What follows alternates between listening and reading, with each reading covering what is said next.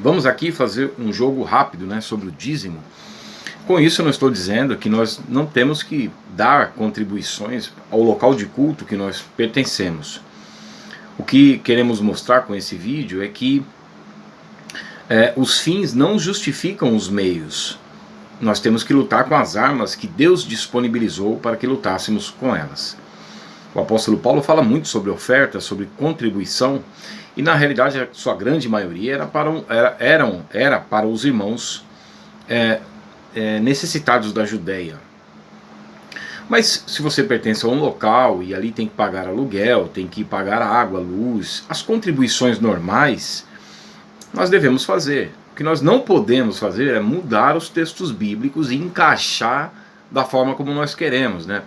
Principalmente com essa aberração da teologia da prosperidade, que é muito parecido com o período de Lutero. Se você ler a história da reforma inicial ali com Lutero, um pouco antes, né, 100 anos antes, ou até menos ainda, chegando a Savonarola, Wycliffe, né, e depois com Hus, nós vemos que quando chega em Lutero estava ali no clímax, né, da idade do período das trevas, em que as pessoas achavam que tinham que dar dinheiro e só o tilintar da moeda ali no fundo do baú, eles compravam as suas indulgências e pagavam pelas relíquias e tudo mais, que hoje são os objetos orados, né, e o dízimo totalmente fora do seu contexto. Então devemos dar contribuição normal ao local de culto que nós pertencemos, mas não mudando os textos bíblicos. Então eu quero aqui falar rapidamente sobre o dízimo. 4 passagens apenas fala sobre o dízimo na Bíblia, no Novo Testamento. Lucas capítulo 11, que é a mesma coisa de Mateus 23, que Jesus está ali reprovando os escribas e fariseus. Lucas 18, em que o fariseu quer se alavancar espiritualmente em detrimento do publicano. E Hebreus capítulo 7, que está mostrando apenas a transição do sacerdócio levítico para o sacerdócio de Judá, que nunca ninguém recolheu os dízimos no sacerdócio de Judá. Em falando do sacerdócio de Judá, nós falamos de Melquisedeque. Melquisedeque, a Bíblia diz que Jesus é segundo a ordem de Melquisedeque. Isso não está se referindo aos dízimos em si, mas sim em exercer o sacerdócio, porquanto Melquisedeque não dependeu da tribo de Levi, haja vista que ele é antes disso. E a questão de falar que ele não tem início nem fim de dias é a questão de registro. Muitos sacerdotes, quando voltam do cativeiro da Babilônia, não puderam exercer o sacerdócio porque não tinham registros. Isso não significa que eles não eram seres humanos, isso não significa que eles eram angelicais, não. Tanto que alguns supõem que Melquisedeque fosse Sem, um dos filhos de Noé, porque a idade atingia para isso, que remontava até o período de Abraão. Então, segundo a ordem de Melquisedeque, porque assim como Melquisedeque não dependeu do sacerdócio levítico, Jesus também não. Um outro fator interessante é a casa do tesouro, né? Se nós olharmos aqui em Neemias, né? Eu peço para os irmãos aí um breve estudo aqui, uma breve compreensão do dízimo. Trazei todos os dízimos à casa do tesouro. O que era essa casa do tesouro? Aqui em Neemias capítulo 13, verso 4, só o verso 4 e 5 diz o seguinte. Verso 5: E fizeram para este uma câmara grande, onde dantes se depositavam as ofertas de manjares, o incenso, os utensílios e os dízimos, dos cereais, do vinho, do azeite, que se ordenaram para os levitas, cantores, porteiros, como também contribuição para os sacerdotes. Era um local específico onde se armazenavam os dízimos. Trazei todos os dízimos à casa do tesouro. Era uma câmara onde se armazenavam os dízimos. Dentro do tabernáculo, posteriormente dentro do templo. O templo está destruído e a igreja está andando pela terra. A igreja foi feita uma nação sacerdotal. A reforma protestante concorda com 1 Pedro capítulo 2, verso 5, no sacerdócio universal dos santos. Nós devemos levar então dízimos para cada sacerdote que foi feito em relação à igreja. Então a casa do tesouro era um local específico, não são as igrejas. Haja vista que as igrejas estão pregando abominações, não é verdade? Endro, cominho e hortelã. Jesus fala isso, né? Mateus 23, 23. Ai de vós, escribas e fariseus hipócritas, porque vocês dão o dízimo do endro, cominho e hortelã. O dízimo sempre foi alimento. A única passagem que transforma o dízimo em dinheiro para depois transformá-lo novamente em alimento é Deuteronômio 14, quando o local onde eles deveriam ir era distante, né? Possivelmente nas 3 festas anuais que deveriam comparecer, era distante. Então eles vendiam aquele alimento, levavam o valor correspondente e lá compravam alimentos novamente. O dízimo sempre foi alimento. Em todas as passagens, o dízimo sempre foi alimento reservado para os sacerdotes e para um grupo específico. E nós vamos falar rapidamente. Mateus 23, 23. E Jesus fala então: ai de vós, escribas e fariseus hipócritas, pois vocês dão dízimo do endro, cominho e hortelã e negligenciam os preceitos mais importantes da lei: a fé, a misericórdia e a justiça. Isso tudo foi cumprido em Cristo. Nós não temos como cumprir a fé, a misericórdia e a justiça. Não há um justo sequer. E nós somos salvos pelo lavar renovador e regenerador que Ele abundantemente derramou sobre nós por sua misericórdia, sua graça, sua justiça. Tito 3,5, Romanos 3, 21, 26. E a fé só pode ser produzida pela palavra de Deus. Então tudo isso foi cumprido em Cristo. Cristo é a nossa justiça. Nós fomos feitos por Deus em Cristo, sabedoria, justificação, sabedoria, justificação, santificação e redenção em Cristo. 1 Coríntios 1,30. Continuando em Mateus 23, 23, Jesus desfere 8 ais contra a cúpula religiosa e política de Israel, referente também a Lucas capítulo 11. E motivou o capítulo 24, que é o Sermão do Monte, do princípio das dores e do fim de todas as coisas. E depois da restauração final da nação de Israel, quando eles reconhecerem a Cristo, quando eles disserem a frase messiânica, né? Bendito que vem em nome do Senhor, até, e não me vereis mais, até que venhais a dizer bendito que vem em nome do Senhor. Mateus 23, Jesus sai pela porta do Monte do Templo, vai para o Monte das Oliveiras, a porta dourada, que posteriormente foi fechada e que será destruída quando na vinda do Senhor, e o Senhor novamente entrará no templo, que já será profanado, mas para destruir os inimigos do Senhor, toda a hoste do anticristo. Então é um texto que nós não podemos encaixar para a igreja. Mateus 23, 23. Vocês dão dízimo do endro, cominho e hortelã e negligenciam os preceitos mais importantes da lei. Então Jesus está dizendo que os dízimos aqui nesse contexto é da lei e nem é o preceito mais importante, porque o preceito mais importante seria fé, misericórdia e justiça, que nós não podemos cumprir, Atos 13, 38 e 39, mas somente se olharmos para Cristo, então tudo isso é cumprido em nossas vidas pelo sangue de Jesus. Mateus 23, 23, Jesus fala com a cúpula religiosa política de Israel, que eram os escribas e os fariseus, e no contexto aqui eram hipócritas. Fazei prova de mim, isso aqui é muito importante, né? Lá em Malaquias, deixa eu abrir aqui Malaquias, que é o texto muito utilizado aí pelos os que mais usam, né? Malaquias são os falsos profetas. Então, o Senhor diz assim: e provai-me nisto, né? Diz o Senhor dos Exércitos, Malaquias capítulo 3, verso 10. Ou seja, fazei prova de mim, provai-me nisso. No que o Senhor está dizendo? Lá de Deuteronômio 14, 29. Vamos lá para Deuteronômio 14, 29. Está escrito o seguinte, né? Se você quer ter compreensão do que realmente o texto bíblico diz, é importante. Deuteronômio 14, 29. A partir do verso 22, o título diz: os dízimos para o serviço do Senhor.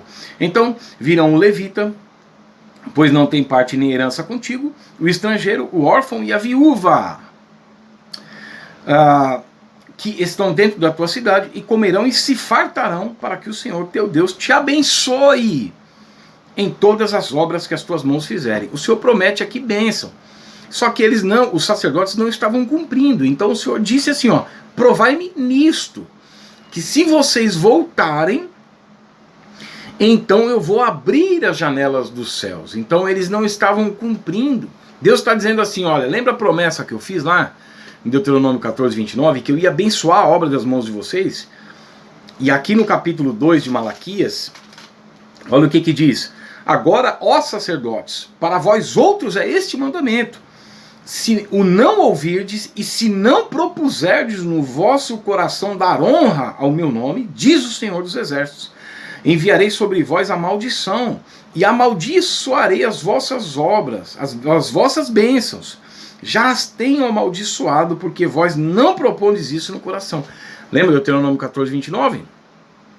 Se você fizer isso, eu vou abençoar as obras das suas mãos. Eles não estavam fazendo, então Deus estava amaldiçoando por conta do devorador, que era um gafanhoto.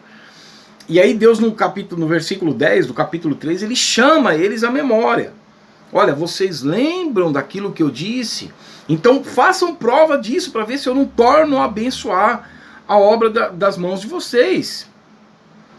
E por que isso? Por causa da pergunta aqui, né? Eles no versículo 8, eles dizem assim: roubará o homem a Deus? Todavia vós me roubais nos dízimos e nas ofertas. Como eles estavam roubando a Deus? Lembra lá do órfão, do levita, do estrangeiro, da viúva, do necessitado? Mateus capítulo 25, o Senhor Jesus diz assim: quando vocês deixaram de fazer a um desses, a mim vocês fizeram. Vocês lembram de Atos 9? Quando Saulo estava perseguindo a igreja e Cristo disse, a mim você persegue? É porque lá em Deuteronômio 14, Deus pega esse grupo de pessoas, e a Bíblia diz que Deus é pai dos órfãos e juiz das viúvas e necessitados. Deus pega esse grupo e entrega para o sacerdote cuidar. E o sacerdote não estava cuidando, e o sacerdote estava defraudando. Olha o versículo 5 aí do capítulo 3. Chegar-me-ei a vós outros para juízo, serei testemunha veloz contra os feiticeiros, contra os adúlteros, contra os que juram falsamente, contra os que defraudam o salário do jornaleiro e oprimem a viúva e o órfão, e torcem o direito dos estrangeiros e não me temem, diz o Senhor dos Exércitos.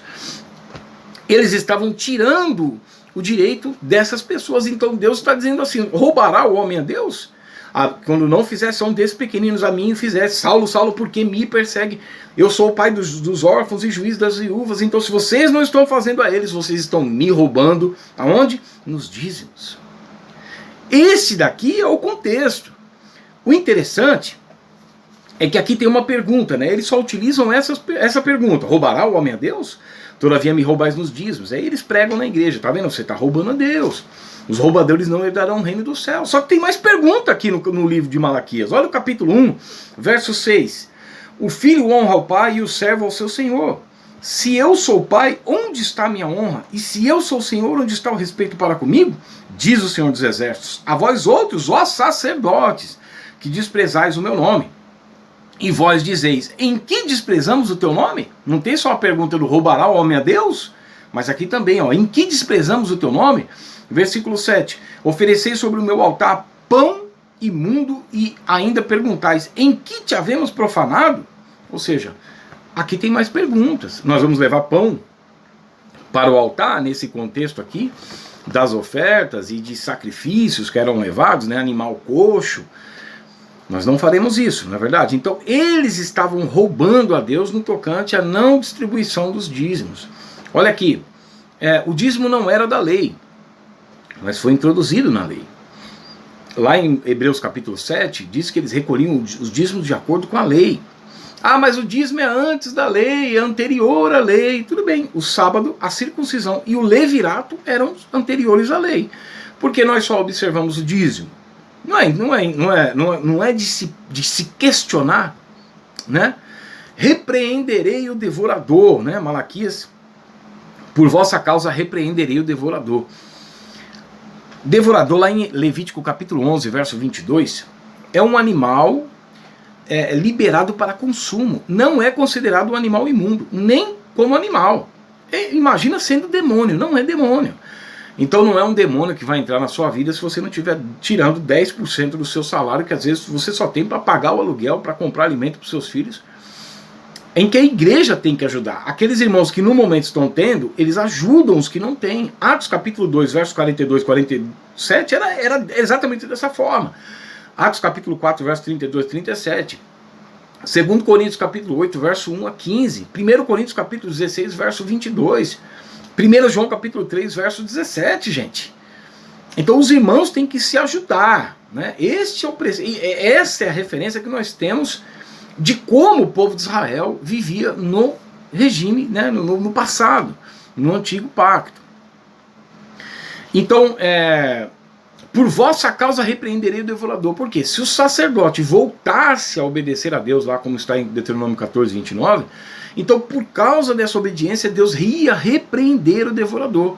Só que não, Deus estava amaldiçoando a obra das mãos deles, capítulo 2, verso 1 a 2, de Malaquias capítulo 2, por causa de Malaquias capítulo 3, verso 5, porque eles estavam defraudando o direito dos órfãos, das viúvas e dos necessitados. Então, Malaquias capítulo 3, verso 9, com maldição sois amaldiçoados, porque a mim me roubais vós, sacerdotes, e a nação toda sofria por isso. Por quê? Porque o sacerdote era o cabeça espiritual da nação. Malaquias capítulo 2, verso 7, diz o seguinte: porque os lábios do sacerdote devem guardar o conhecimento, e da sua boca devem os homens procurar a instrução, porque ele é o mensageiro do Senhor dos Exércitos. Então o sacerdote era o cabeça espiritual da nação. Assim como o rei era o cabeça político da nação. Se o rei ia mal, a nação sofria. Se o sacerdote ia mal, a nação padecia. Então, com maldição sois amaldiçoados vós, e a nação toda vai sofrer por isso. Porque para a nação não levar os dízimos para os sacerdotes, Deus então enviou os gafanhotos para barrar, para que eles não levassem aos sacerdotes, e então todos sofriam, mas por causa do sacerdote. Amém? Então, o dízimo não foi ensinado na igreja primitiva, não há fundamento para isso, e nós sabemos disso. Não foi ensinado por Cristo, porque as passagens que Cristo fala é só com reprovação, por conta de não haverem entendido a transição e depositar agora a fé no Messias que chegou na plenitude dos tempos. O dízimo não foi ensinado pelos apóstolos e não foi prática, não foi ensinado, não foi decidido ali em Atos capítulo 15, que é o concílio da igreja. Amém? Devemos ajudar a nossa congregação, só que nós, se for uma congregação séria, né, for uma fé cristocêntrica, se te explica a palavra de Deus, para que a própria palavra de Deus possa produzir fruto em teu coração. Não é o pastor não tem que tentar levar as pessoas à emoção. É a palavra quem fala ao coração, o Espírito Santo quem trabalha, e produção de fruto, mostrando então que estamos salvos em uma vida em santificação. Mas nós não podemos mudar o contexto bíblico para aplicar da forma como nós queremos. Amém? Deus abençoe sua vida.